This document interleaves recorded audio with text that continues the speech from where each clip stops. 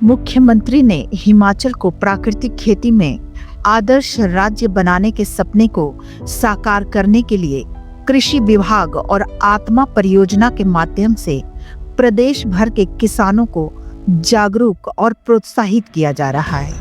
इसी दिशा में एक सशक्त उदाहरण बनकर उभरे हैं जिला हमीरपुर के बमसन ब्लॉक के गांव हरनेड़ से प्रगतिशील किसान ललित कालिया। ललित कालिया न केवल पूरी तरह से प्राकृतिक विधि से खेती कर रहे हैं, बल्कि अब वह भारत के प्राचीन देसी बीजों के संरक्षण और वितरण में भी अहम भूमिका निभा रहे हैं। ये देसी बीज न सिर्फ पौष्टिक है, बल्कि प्रतिकूल मौसम में भी शानदार पैदावार देने की क्षमता रखते हैं, जो प्राकृतिक खेती के लिए एक क्रांति का संकेत है। रासायनिक खाद और जहरीले कीटनाशकों से होने वाले दुष्प्रभावों को देखते हुए ललित कालिया ने वर्षों पहले अपनी पुश्तैनी जमीन पर प्राकृतिक खेती का संकल्प लिया। इस सफर में उन्हें आत्मा परियोजना के अधिकारियों का मार्गदर्शन और सहयोग मिला, जिसने उनके विचारों को नई दिशा दी।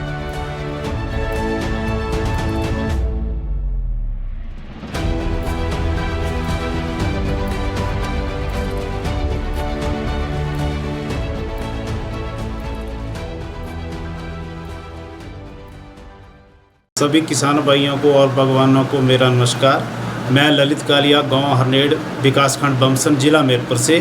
साथियों, मैं पिछले 2018 से प्राकृतिक खेती से जुड़ा हूं और 2023 में मैं विभाग के द्वारा ही एक नेटवर्क के संपर्क में आया, हिमारा के नाम से।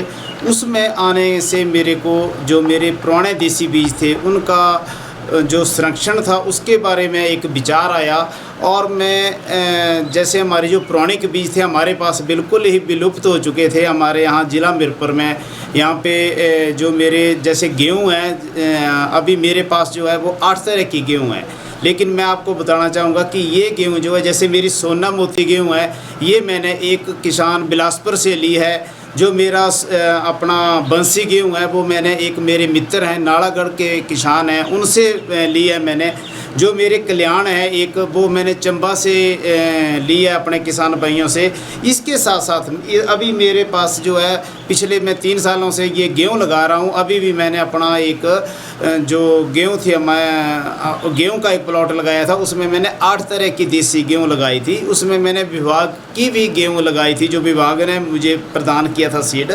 तो उसमें मैंने देखा कि जैसे जिस गेहूं का सीड जो है वो अच्छा आ रहा है और अच्छा प्रोडक्शन है, और जो हमारे प्राकृतिक खेती से हमें किसी तरह का केमिकल नहीं देना पड़ रहा है, उसके बाद भी प्रोडक्शन अच्छा आ रहा है, तो मैंने उसका सिलेक्शन किया हुआ है। जैसे हमारा बंसी गेहूँ है, एक धरमोड़ी गेहूँ है, एक कणकू गेहूँ है, जिनको कि पानी की बहुत ही कम मात्रा होती है, कम मात्रा की ज़रूरत होती है। तो ये हमारा एरिया जो है ये सारा वर्षा पर आधारित एरिया है। इस यहाँ पे सिंचाई की कोई व्यवस्था नहीं है।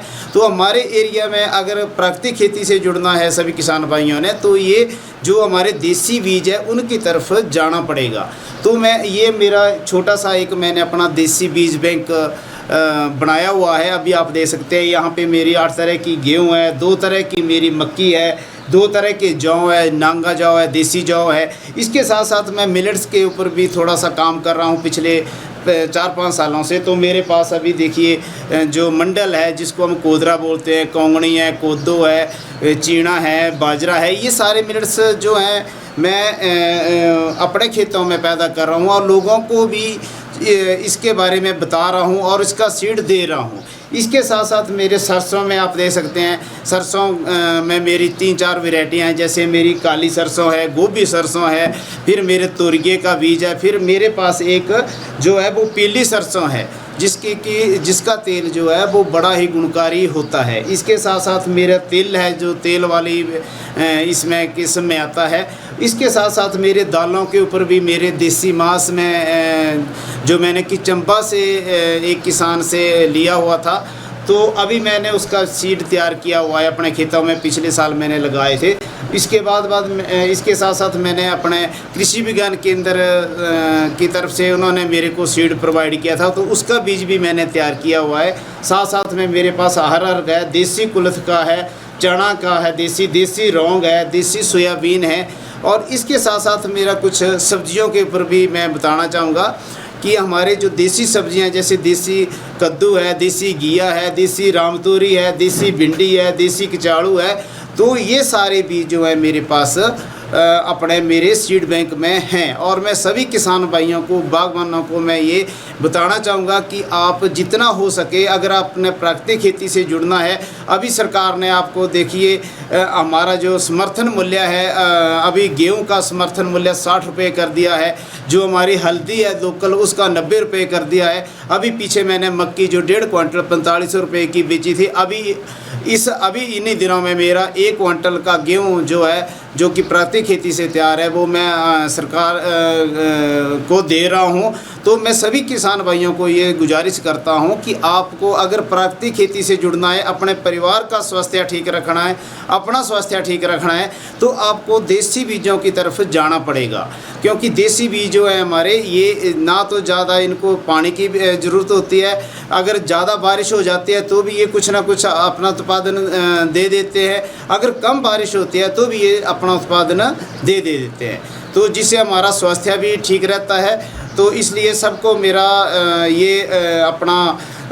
मैं बोलना चाहूँगा कि अगर आपको प्राकृतिक खेती से जुड़ना है तो आप सभी को देसी बीजों की तरफ जाना पड़ेगा। इसके साथ साथ मैं जो अभी हमारी सरकार ने हमारे गेहूं का समर्थन मूल्य 40 रुपये से बढ़कर जो है वो 60 रुपये किया। हमारे देसी हल्दी का जो प्रति किलो का जो है वो 90 रुपये का जो समर्थन मूल्य किया हुआ है सरकार ने।